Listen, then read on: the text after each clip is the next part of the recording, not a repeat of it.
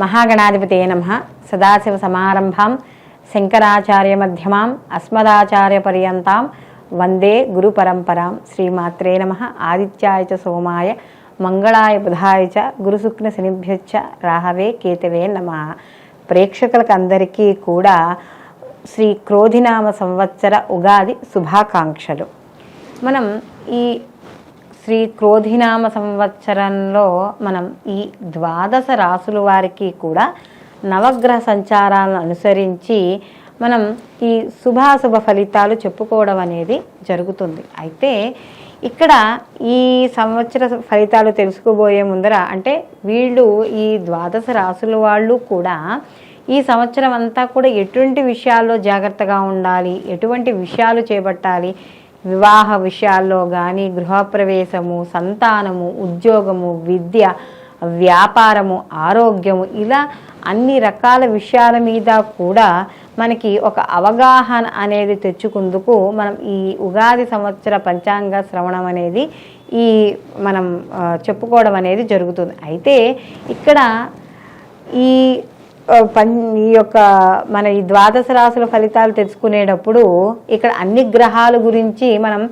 చర్చించుకోవడం అనేది ఉండదు. ముఖ్యంగా సంవత్సరం అంటే ఒకే రాశిలో ఎక్కువ కాలం సంచరించే గ్రహాలు ఏముంటాయో వాటిని మనం బేసిక్గా చేసుకుని ఈ సంవత్సర ఫలితాలు చెప్పుకోవడం అనేది జరుగుతుంది. అంటే మనకి ఈ నవగ్రహాల్లో కూడా నెలకొకసారి మారిపోయే అంటే 27 రోజులకి, 45 రోజులకి, నెలకొకసారి, 2.5 రోజులకు ఒకసారి ఇలా మారిపోయే గ్రహాలు ఎలా ఉన్నాయో, సంచరించే గ్రహాలు ఒక రాశి నుంచి ఒక రాశికి సంచరించే గ్రహాలు ఎలా ఉన్నాయో అలాగే నిర్దిష్ట అంటే మనకు ఒక సంవత్సర కాలం పాటు కానీ సంవత్సరం కన్నా ఎక్కువ కాలం ఉన్న గ్రహాలు కూడా ఇక్కడ ఒకే రాశిలో ఉండే గ్రహాలు కూడా ఉన్నాయి. కాబట్టి ఇక్కడ ముఖ్యంగా మనకి గురువు ఒక సంవత్సరం అంతా కూడా ఒకే రాశిలో సంచారం చేయడం అనేది జరుగుతుంది. అలాగే శని భగవానుడు ఒకే రాశిలో 2.5 సంవత్సరాలు సంచారం చేస్తాడు. రాహుకేతువులు ఒకే రాశిలో 18 నెలలు సంచారం చేయడం అనేది జరుగుతుంది. కాబట్టి ఈ యొక్క ఉగాది ఫలితాలు అనేవి ముఖ్యంగా దేశ గోచారానికి సంబంధించినవి, అలాగే ఇటు దేశ గోచారంతో పాటుగా మన యొక్క జన్మ జాతకాలు అంటే గోచార రీత్యా మనం చెప్పుకునే ఫలితాలు. ఈ ఫలితాలు కూడా బేసిక్గా ఈ 4 గ్రహాల యొక్క సంచారాన్ని ముఖ్యంగా మనం పరిగణనలోకి తీసుకుని ఈ యొక్క ఫలితాలు చెప్పుకోవడం అనేది జరుగుతుంది. కాబట్టి మనం ఇప్పుడు ద్వాదశ రాశుల వారికి వీళ్ళకి శుభాశుభ ఫలితాలు ఏ విధంగా ఉంటాయి అనే విషయాన్ని తెలుసుకుందాం. సింహరాశిలోకి మఖ 1, 2, 3, 4 పాదాలు, పుబ్బ 1, 2, 3, 4 పాదాలు, ఉత్తర 1వ పాదము సింహరాశిలోకి వస్తాయి. అయితే సింహరాశికి రాశాధిపతి వచ్చి రవి. సింహరాశి వాళ్ళకి శ్రీ క్రోధినామ సంవత్సరంలో వీళ్ళకి ఆదాయ వ్యయాలు కానీ చూసుకుంటే వీళ్ళకి ఆదాయం 2, వ్యయం 14. కానీ వీళ్ళకి ఆదాయం తక్కువగా ఉంది, ఖర్చులు ఎక్కువగా ఉంటాయట మరి ఈ సంవత్సరం. అయితే రాజ్యపూజ్యం 2, అవమానం 2, ఇవి కూడా వీళ్ళకి సమానంగానే ఉండటోంది. అయితే ఇక్కడ మనం ఇందాక చెప్పుకున్నట్టుగా ప్రధాన గ్రహాలుగా మనం ఏదైతే చెప్పుకుంటున్నామంటే ఒకే రాశిలో ఎక్కువ కాలం సంచరించే గ్రహాలుగా అందులో మనకి ఈ రాశి వారికి మే 1 నుండి కూడా మనకి సంవత్సరాంతం వరకు కూడా దశమంలో గురువు సంచరించడం అనేది జరుగుతుంది. అది కూడా సువర్ణమూర్తిగా సంచారం చేస్తున్నాడు. శనేశ్వరుడు సంవత్సరం అంతా కూడా సప్తమ స్థానమందు లోహమూర్తిగాను, రాహుకేతువులు సంవత్సరం ఆరంభం నుండి సంవత్సరాంతం వరకు కూడా అష్టమ ద్వితీయ స్థానములందు తామరమూర్తులుగాను సంచరిస్తున్నారు. అయితే ఇక్కడ గురువు ఏదైతే బృహస్పతి సంచారం అనేది ఏదైతే ఉందో అది కొంతవరకు సానుకూల ఫలితాలను అనేది ఇవ్వడం అనేది జరుగుతుంది. ఎక్కడైతే ఉద్యోగాల్లో పనిచేస్తున్నారో ఆ పనిచేస్తున్న చోట అంటే కొంతవరకు ఫలితాన్ని ఇస్తుంది. కాబట్టి కాస్త ఆటంకాలు ఏవైతే ఉన్నాయో అవన్నీ కూడా ఎదుర్కోవాల్సి వస్తుంది. అయితే ఇక్కడ దశమంలో గురువు పూర్తి సంపూర్ణ ఫలితాలను ఇవ్వడం అనేది ఉండదు. అయితే ఇంకొక గురుస్థానంలో అంటే శుక్రుడు కూడా గురువే కాబట్టి ఇంకో గురుస్థానంలో ఉన్నా కూడా ఇక్కడ పై అధికారుల యొక్క ఒత్తిడి, వాళ్ళ యొక్క ఏవైతే ఆగ్రహాలకి వాటికి లోనవ్వడము ఇలాంటివన్నీ కూడా ఇక్కడ మనకు కనబడుతూ ఉంటాయి. అయితే ఇక్కడ గోచార రీత్యా గురువు కాస్త దశమంలో ఉన్నప్పుడు కొంత క్లేశాన్ని కలగజేస్తాడు. అంటే ఏదో రకమైన పీడ, అంటే ఎలా అంటే ఈ ఉద్యోగం ఉంటుందా, లేకపోతే ఇంకో ఉద్యోగంలోకి మారదామా, మన పరిస్థితి ఏంటి అంటే అది రాజ్యస్థానం కాబట్టి కాస్త కొంచెం కెరియర్ మీద కొద్దిగా భయం ఉండడం అనేది కలుగజేస్తుంది. అయితే గురువు శుభుడు అవ్వడం వల్ల కొంత ప్రతికూల ఫలితాలు అనేవి ఇక్కడ తగ్గి కొంతవరకు వీళ్ళకి అనుకూలమైన ఫలితాలు పొందడం అనేది జరుగుతుంది. అలాగే ఉద్యోగాల్లో మార్పులు ఇవన్నీ కూడా వీళ్ళకి కలగడం అనేది జరుగుతుంది. అయితే వీళ్ళకి సంవత్సర ఆరంభం నుండి కూడా ఆరంభంలో కుటుంబంలో కాస్త చిన్న చిన్న ఇబ్బందులు, గృహాల్లో కాస్త వాతావరణం సరిగ్గా లేకపోవడం, అంటే కుటుంబ సభ్యుల వల్ల కావచ్చు, భార్యాబిడ్డల వల్ల కావచ్చు కాస్త ఇబ్బంది పడ్డం, విలువైన వస్తువులు కాస్త జాగ్రత్త పరుచుకోవాల్సి వస్తుంది ఈ సంవత్సరం వీళ్ళు. లేకపోతే కాస్త ఇబ్బందులు పడ్డం, లేదా ఏదైనా విలువైన వస్తువులు కొనేటప్పుడు కాస్త జాగ్రత్త పడ్డం, ఇలాంటివన్నీ కూడా చేస్తూ ఉండాలి. అలాగే వీళ్ళకి వృత్తి వ్యాపార ఉద్యోగాల్లో కూడా పురోభివృద్ధి అనేది సాధిస్తారు మొత్తానికి ఈ సంవత్సరంలో. అలాగే రాజకీయ పరంగాను, రాజకీయ నాయకులు ప్రభుత్వ పరంగాను వాటిపై ఏవైతే ఉన్నాయో అవన్నీ కూడా కాస్త కొంతవరకు సానుకూలంగా ఉండడం, అలాగే ప్రభుత్వ పరంగా ఏవైనా పథకాలు అలాంటివి చేపట్టినవి ఉంటే వాటి పరంగా కాస్త లాభాలు పొందడం, ఇలాంటివన్నీ కూడా చోటు చేసుకుంటాయి. అలాగే వీళ్ళకి ఎవరైతే వైవాహిక జీవితంలోనూ జీవిత భాగస్వామి విషయాల్లోనూ కాస్త అనుకూలంగా ఉండడం అనేది జరుగుతుంది. అలాగే కుటుంబ వృద్ధి అనేది కనబడుతుంది. సమాజంలో కూడా కీర్తి గౌరవాలు అనేవి వీళ్ళకి పెరుగుతాయి. అలాగే ఇక్కడ కొంత బంధువర్గం నుండి ఆదరణ పెరగడం అనేది జరుగుతుంది. రాజకీయ నాయకులు ముఖ్యంగా ఇక్కడ ఈ సంవత్సరం వీళ్ళు రాజకీయ పరంగా కూడా కొంత విజయాన్ని సాధించడం అనేది జరుగుతుంది.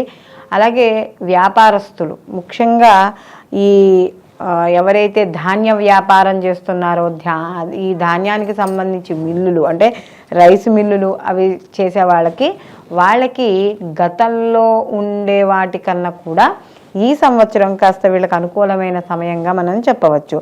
అలాగే ఇక్కడ కొంత అనుకూలమైన వాతావరణం అలాంటివి కూడా కాస్త కలగడం అనేది జరుగుతుంది.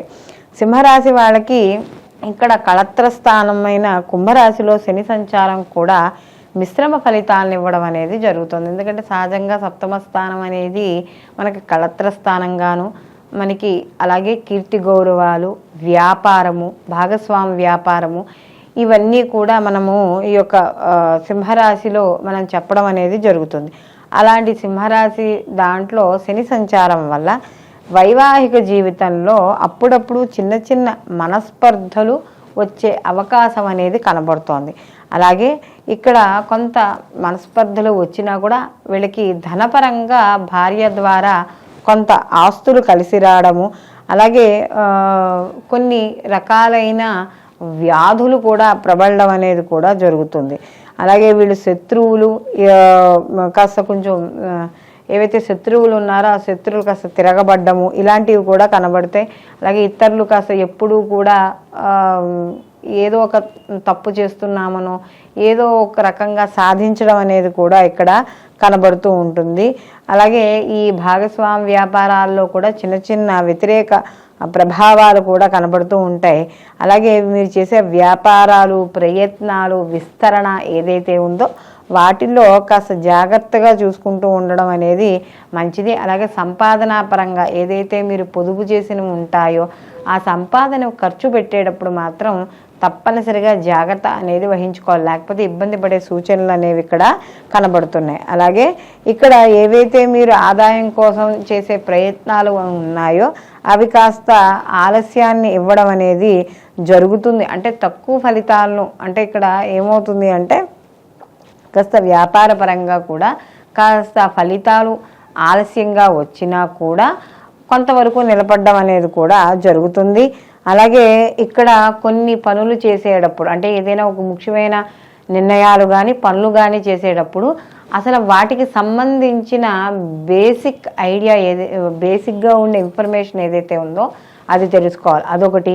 మీరు చేసే పనుల వల్ల ఇతరులకు నష్టం అనేది కలిగించకూడదు. అంటే నైతిక విలువలు మనకి ఏవైతే ఉంటాయో అవి పోగొట్టుకోకుండా ఉండి ప్రతి పనిని కూడా చాలా అనుగుణంగా, చట్టబద్ధంగా, న్యాయబద్ధంగా చేసుకుని ముందుకు వెళ్ళడం అనేది మంచిది. అలాగే ఇక్కడ కాస్త కొంత మధ్య మధ్యలో కూడా ఇతరులు చేసే పనుల వల్ల కూడా కొంత చికాకులు అనేవి ఏర్పడతాయి. అందులో ద్వితీయ స్థానంలో కేతువు ఉన్నాడు, అంటే కుటుంబ స్థానంలో ధనస్థానంలో కేతువు ఉండడం వల్ల ఆర్థికపరమైన వాటిల్లో వచ్చే అంటే లాభాల్లో కావచ్చు, అవి ధనపరమైన వాటిల్లో కావచ్చు, అవి కొద్దిగా ఆలస్యమయ్యే అవకాశం అనేది ఇక్కడ కనబడుతోంది.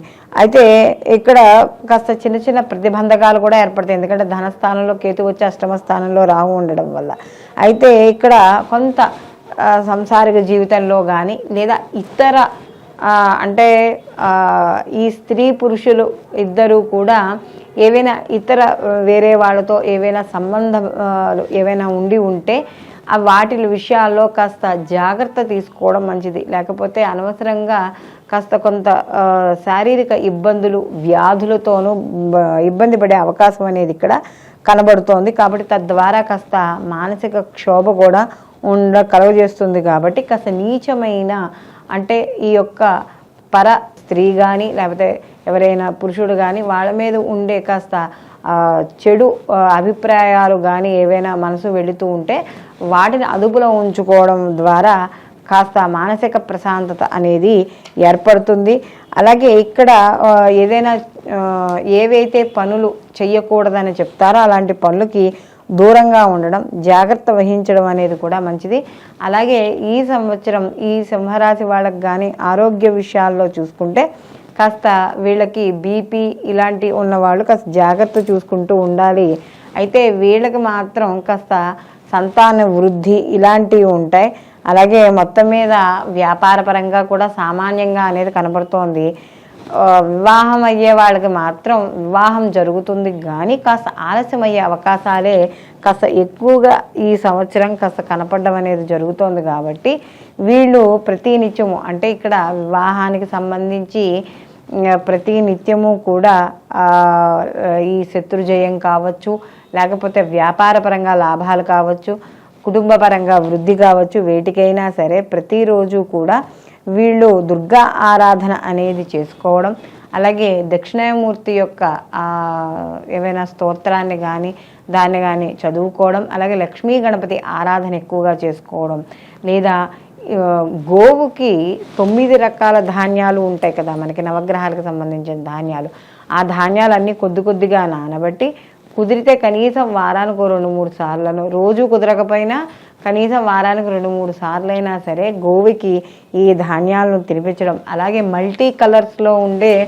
బట్టలు ఉంటాయి, వాటిని ఎవరికైనా పెట్టడం. ఇప్పుడు అందరికీ చీరలే పెట్టలేం కదా, ఓ జాకెట్ గుడ్డలు ఉన్నాయనుకోండి మల్టీ కలర్స్లో ఉన్నవి, కాస్త ముత్తైదుకి ఎప్పుడైనా మీకు మీ ఇంటికి ఎవరైనా వస్తే తోచినప్పుడు పెట్టడం. ఇలా పెట్టడం వల్ల ఈ కేతువు యొక్క అనుగ్రహం అనేది కలగడం అనేది జరుగుతుంది. మొత్తం మీద ఈ రాశి వారికి కానీ చూసుకున్నప్పుడు వీళ్ళు ఇలాంటివి ఈ గురుచరిత్ర పారాయణ ఇలాంటివి చేయడం ద్వారా కొంత అంటే దక్షిణామూర్తి కూడా గురువే కదా, కాబట్టి ఇలాంటి దైవారాధనలు చేయడం ద్వారా దైవబలం పెరిగి కాస్త ప్రతికూల ఫలితాలు తగ్గడం అనేది జరుగుతుంది. అయితే ఇప్పుడు మనం ఈ యొక్క శ్రీ క్రోధినామ సంవత్సరంలో ఏ రాశికి ఆ రాశి మనం గోచార ఫలితాలు అంటే సంవత్సర గోచార ఫలితాలు మనం తెలుసుకోవడం అనేది జరిగింది. ఇందులో ఎవరు ఏ పనులు చేయొచ్చు చేయకూడదు, అలాగే ఎటువంటి నియమాలు పాటించాలి, అలాగే వీళ్ళు ఎటువంటి స్తోత్రాలు చదువుకుంటే శుభ ఫలితాలను వీళ్ళు పొందడం అనేది జరుగుతుంది. ఇవన్నీ కూడా మనం తెలుసుకోవడం అనేది జరిగింది. అయితే ఇది మనకి సంవత్సర ఫలితాలుగా పరిగణించడం అనేది జరుగుతుంది. అయితే దీనితో పాటుగా మనం ఎవరికి వాళ్ళకి వ్యక్తిగత జాతకాలు కూడా పరిశీలనలోకి తీసుకోవాలి. కారణం ఏమిటంటే ఈ వ్యక్తిగత జాతకాలు ఏవైతే ఉన్నాయో ఆ వ్యక్తిగత జాతకాలకి ఈ గోచార ఫలితాలను కూడా అనుసంధానం చేసుకోవడం ద్వారా పూర్తి సంపూర్ణమైన ఫలితాలని పొందడం అనేది జరుగుతుంది.